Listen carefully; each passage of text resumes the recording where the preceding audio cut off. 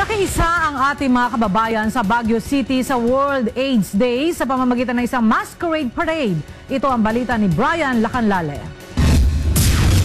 Sa pamamagitan ng isang masquerade parade ay nakiisa ang ating mga kababayan sa Baguio City sa World AIDS Day at 7th Annual HIV/AIDS Conference. Pinangunahan ito ng Baguio AIDS Watch Council Incorporated, Reproductivity and Wellness Center at Health Service Office Baguio City AIDS Surveillance Team. Nakiisa rin sa pagdiriwang ang Baguio Association of Restaurants and Bars.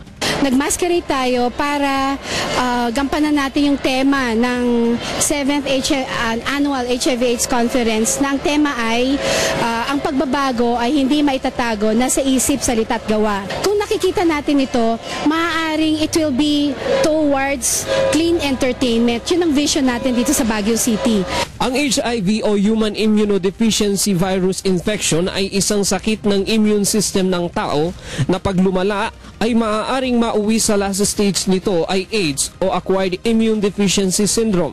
Payo naman ng mga doktor na mag-ingat at huwag basta-basta papasok sa anumang relasyon at iwasan ang unsafe sex. Of course, safe sex.